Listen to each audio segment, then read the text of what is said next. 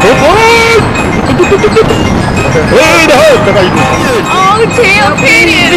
Please! We're going to go into an interview in a few minutes about the stop and frisk, and then we're going to address the ISIS issue. You know, all over the world, people are talking about Muslims, and you know, why Muslims haven't come out and addressed the concerns of the ISIS issue over in the Middle East and things of that nature. So today here on the Brooklyn Bridge, Abdul Hakim Adel, going to address those concerns. So for all of you to see. Now remember, we come back to the show, but we're going to go up the hill real quick and look at some more tape. Objective opinion. Community organizers, elected officials, a wide range of people concerned about the betterment and the safety of communities across New York City had a huge victory in winning the Floyd case. We were able to prove that many of the stops that were happening day in and day out, neighborhood upon neighborhood, were in fact unconstitutional. Out of that case, there were remedies proposed that were going to help us work together with the city to make our communities safer. And 1 year later, we still have not begun that remedy process. So we're here today to say, what do we want? Police reform! When do we want it? Now! Our first speaker is a plaintiff in the precursor to the Floyd's case, Daniels versus the City of New York. Jabril Touré from the Malcolm X grassroots movement. Greetings everyone, my name is Jabril and I'm a member of Communities United for Police Reform and the Malcolm X grassroots movement. I've been a part of this struggle against discriminatory policing since the time of the Daniels case, which was in early 2000s. So I've been part of this struggle for over 10 years. And seeing the way that the city has moved so slowly in implementing these changes has been really disheartening.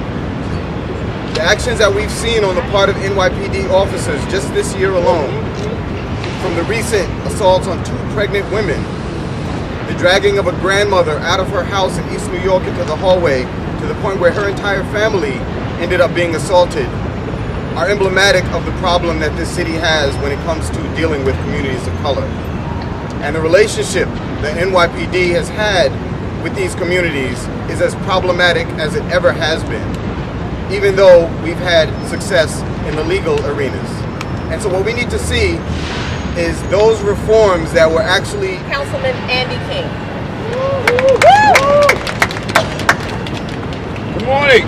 Good morning. What do we want? Police reform. What do we want? Police reform. What do we want? Police reform. What do we want? Police reform. When do we want it? Now. Good afternoon. Good morning. My name is Councilmember Andy King. I represent the 12th District in the Northeast section of the Bronx. I'm also the co-chair of the Black, Latino, and Asian Caucus of the New York City Council. On behalf of myself, my colleague and co-chair, Councilmember Mendez, I speak as we demand for the process of reform to move forward within the Center for Constitutional Rights and the federal stop and frisk class action lawsuit, Floyd versus the City of New York. The joint reform process is a crucial plan to help bring about change we need to repair and create relationships between NYPD and the affected communities, the majority of which are communities of color. These reforms will be developed or will make NYPD comply with the Constitution, i.e. the 4th Amendment. This is a process that has worked in other cities across the country, i.e. Cincinnati as well as LAPD, and it helped to reduce crime and shooting deaths and improve relationships with police departments and communities and that the police serve. It also brings abusive police departments into compliance with the law. Leading this process would be a coin-appointed monitor who will make sure that reforms are developed and then fully executed by NYPD. We need strong stop and frisk reforms to develop and implement as soon as possible. Despite recent reductions in number of stops recorded by NYPD officers, there is no evidence, no proof that constitutional problems with respect to racial discriminatory nature of stops have been recorded. Excuse me.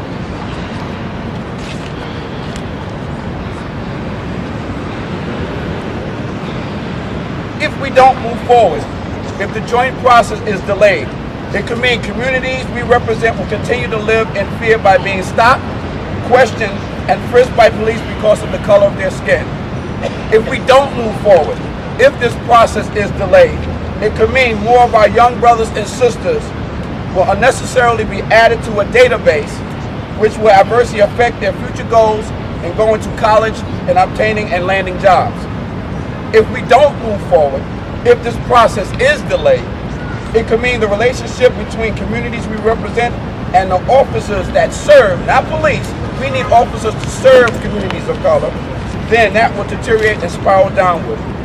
We need strong stop and frisk reforms to be developed and implemented as soon as possible. Why? Because it saves lives. Why? Because it saves NYPD. Why? Because it saves New Yorkers. Why? Because it saves New York.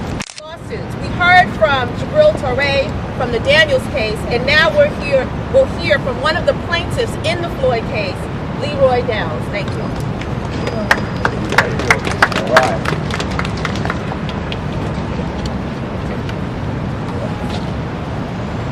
How you doing, everyone?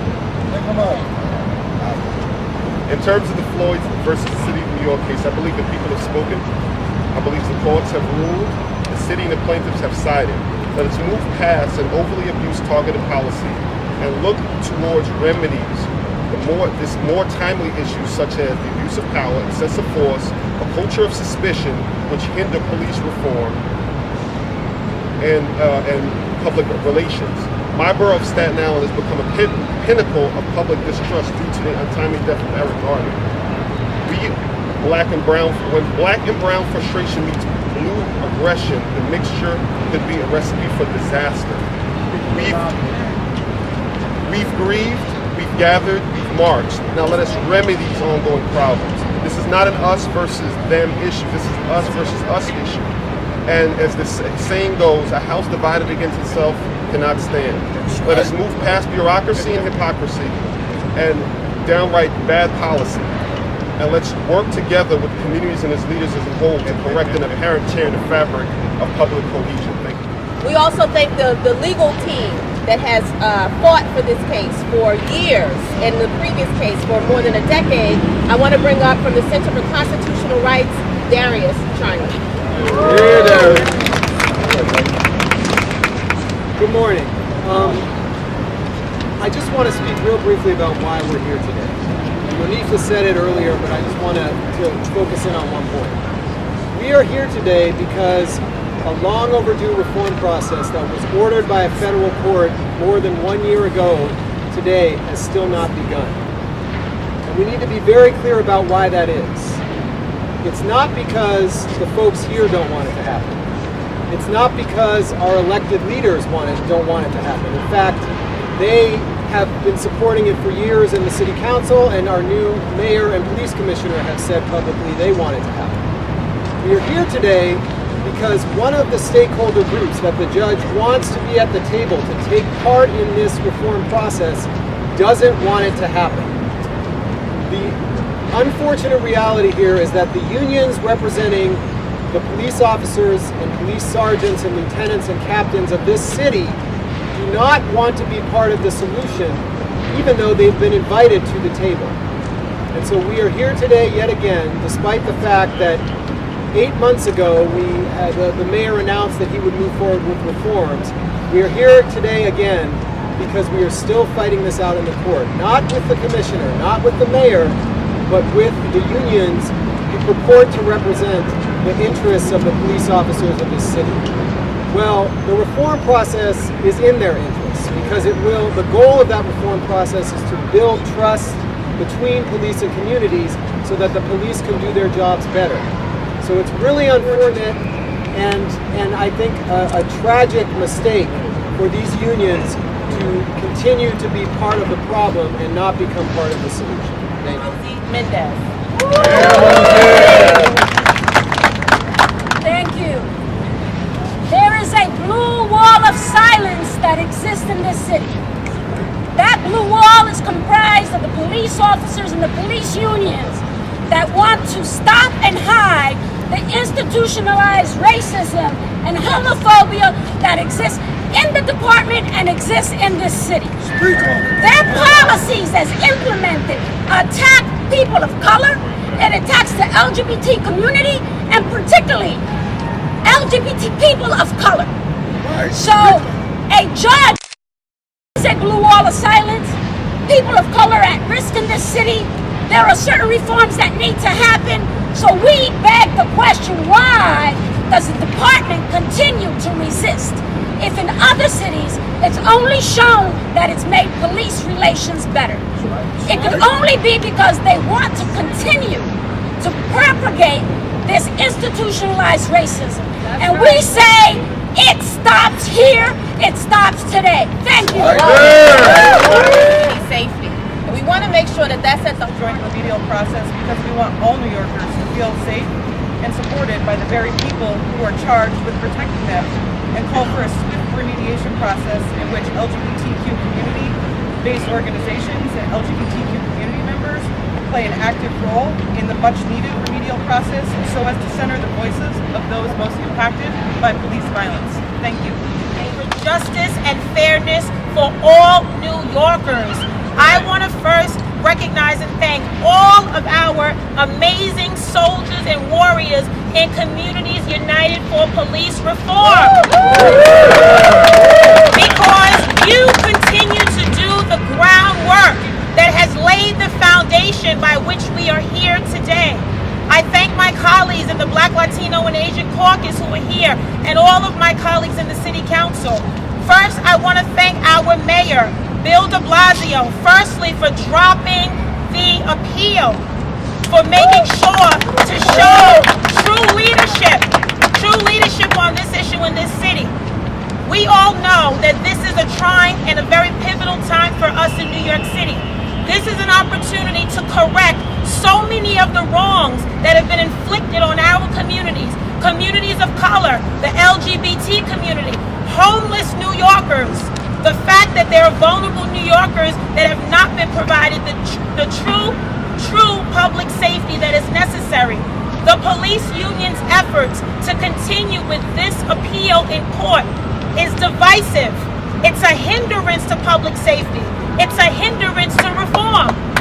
It's a hindrance to the remedies that will establish true progress. It's regressive in nature. It takes us backwards instead of forward.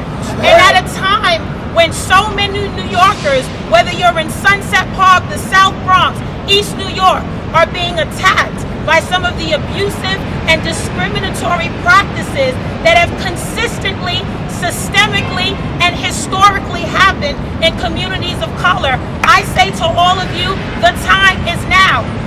This is our crossroads. Everyone is looking at us. It is unfortunate we must continue to stand together because so many people don't understand what progress truly means. It means people of all like-mindedness coming together with the common goal of reform, restoration, and making sure that there are true long-term cultural and systemic changes at the police department. I want to be very clear.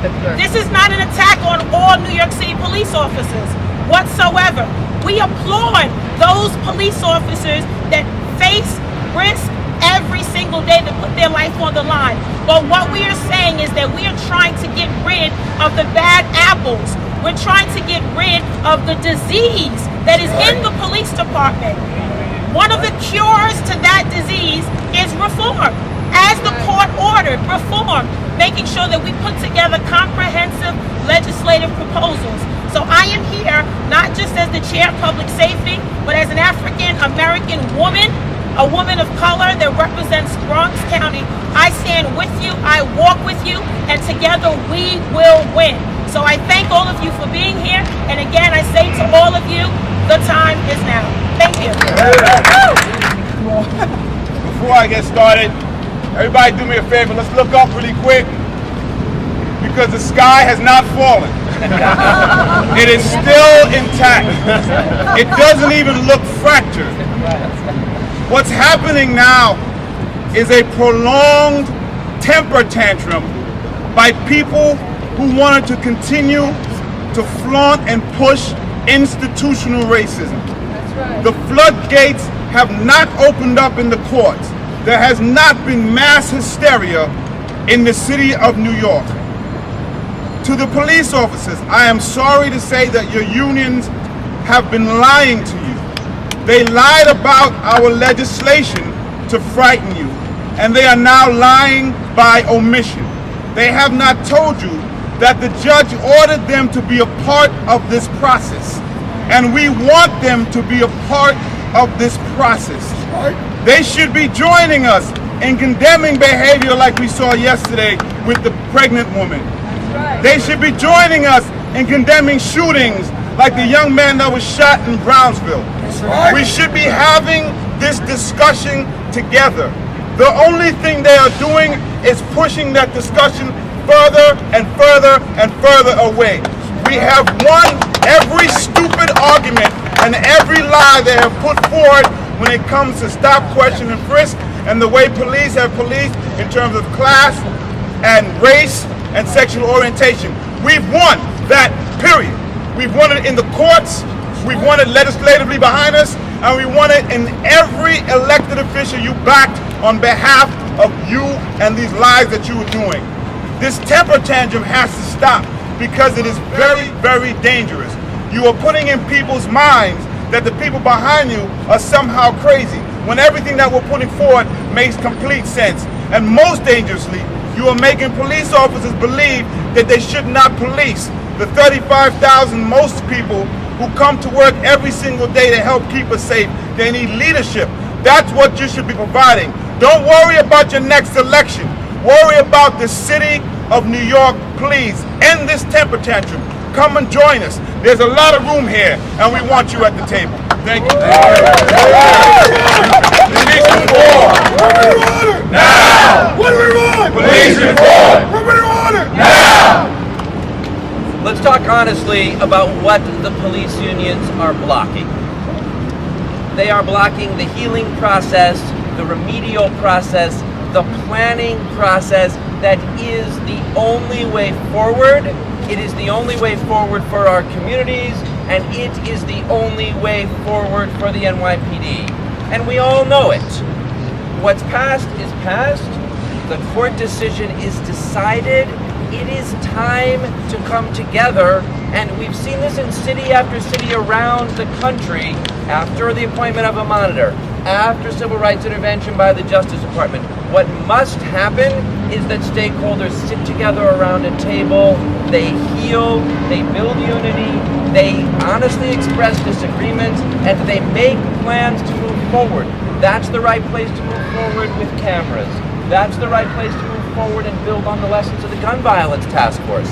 That's the right place to experiment with other things that will build community policing and heal the frayed bonds of trust between police and community, but it cannot happen until the remedial process moves forward. So with their appeal, all they are doing is prolonging polarization, prolonging the time that they can point fingers. It is time to end it, to begin that healing process. Let's do it today. Ability to be able to fight this lawsuit in court. We are siding with the officers and with the community. We do not believe that the unions are acting representing the interests of officers. We represent probably about 50% of New York City Police Department is now people of minority, people of color, and most of our members all live in the 5 boroughs and not outside those 5 boroughs. So when we speak, we're speaking about people who live here and understand the everyday consequences on both sides of the fence. They have children that walk these streets and are also subject to these random stops and questions. What we're saying is that there's no reason at this time that this process should be stopped. The police department's in agreement, the mayor's in agreement, the people in the city of New York and the legislators are in agreement that it's time to move forward. These unions are now acting not in our best interest, not in the best interest of their members, and not in the best interest of this community. Right. So we're here saying that we're standing here with the people that we live with, law enforcement officers who work every day and understand that there is a problem. We want to eliminate the quota system and stop question and frisk. We want to eliminate all the quota systems in NYPD, and we want to eliminate the racial bias in which they go about their everyday business. It needs to change, and officers know that it needs to change, and the unions are not acting on their behalf. So again, we're here today notifying them that we have filed an amicus brief against their ability to interfere in this process.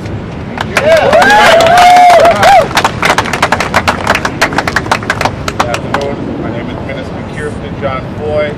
Northeast Regional Director for the National Action Network, here representing the National Action Network in Reverend Al Sharpton. When a federal judge, the City of New York, the NYPD, and Al Sharpton all agree on something, we have a historic opportunity.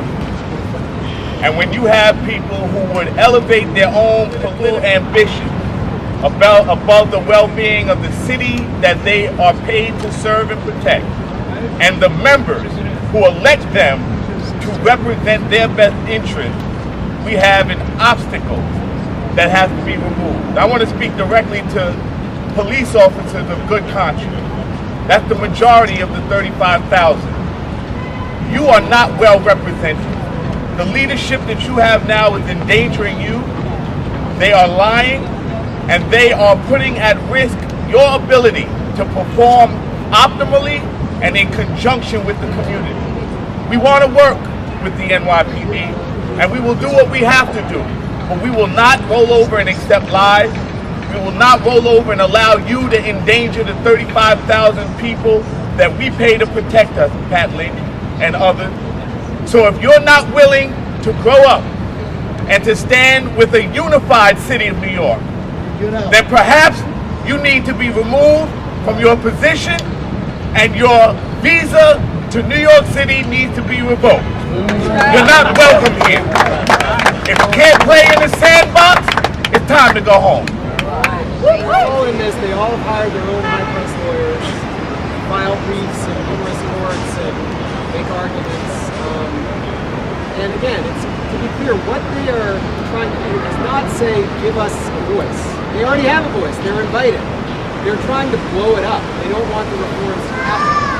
So that's something I think everyone here needs to understand. This is not a collective bargaining issue. This is not someone telling the unions that they don't have a right to bargain, for the terms and conditions of their jobs. This is about the unions trying to stop a court-ordered reform process from happening at all, even though they are specifically invited to be part of that process. We're going to take one more. Darius, which parts of the remedial process have been stopped? All of it. The entire thing. Not a single one of the reforms that the judge ordered or the process. Remember, there's a process which, under the supervision of a court monitor. What about a breakdown of the union's anthem? You say 50% of the officers are. I don't understand how it works with the union. I know there's Pat Lynch. What else is there? There's the PBA, the SBA, the LBA, and the Captain's Endowment Association. They represent based on your promotion in the police department. And he's taking a position that's not a contract issue. This is a social issue about changing our community. What we're asking for is change that's already been approved by a judge and legislatively has passed already. We're not talking about working hours. But they don't have a standing. To give them standing is to give them status to decide what's going to happen in the city.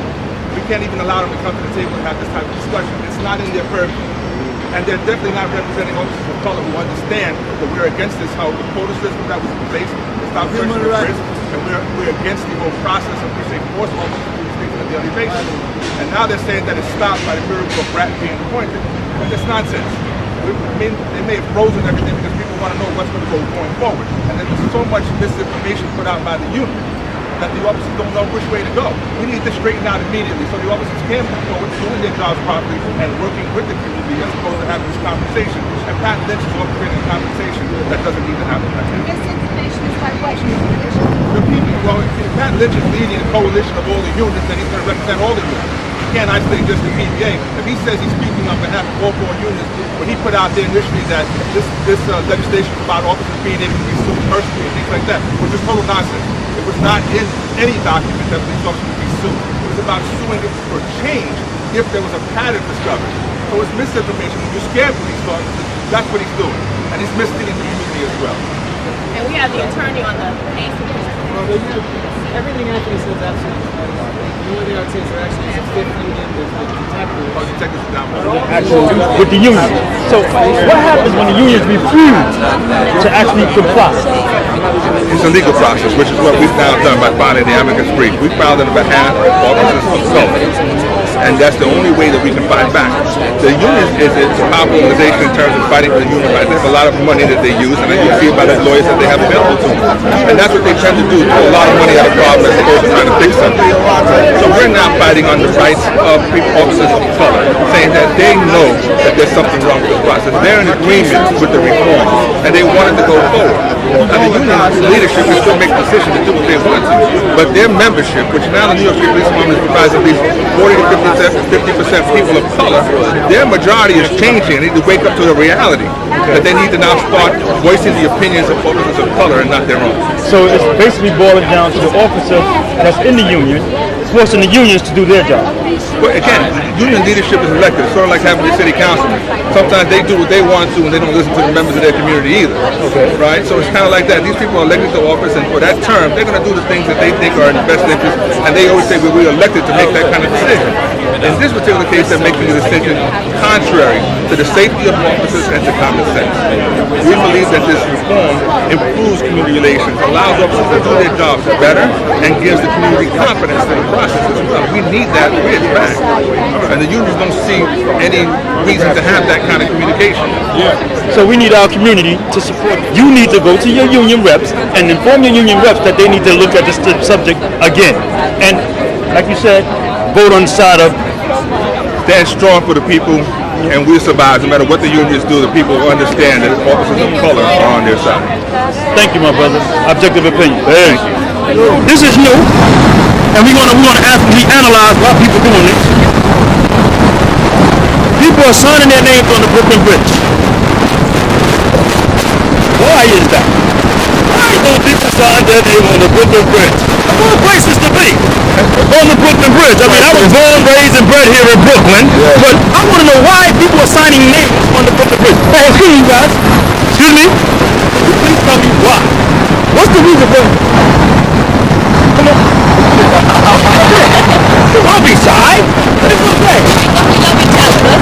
Oh, it's a love thing. Wait a minute. Oh, so you sign your name here on the Brooklyn Bridge. 30 years later, when you're old and gray, you come back and see if it's still there. I like that. That's kind of cool. That's kind of cool. Big base, objective opinion. Hey, we need peace in the world, God dang on it. See, they got this ISIS thing running around, and we want to make sure that people understand that Muslims are not terrorists nowhere in the world. Because these people are said that we don't come out and announce these activities. We are not a part of ISIS. ISIS is criminals. Islam, Muhammad, the Prophet, does not condone this type of behavior. So stop what you're doing and stop fronting. We know that you're fronting. We're in America, baby. Hey, we're in the Middle East. Let's get put down. Thank you, guys. You have a nice day. Hey.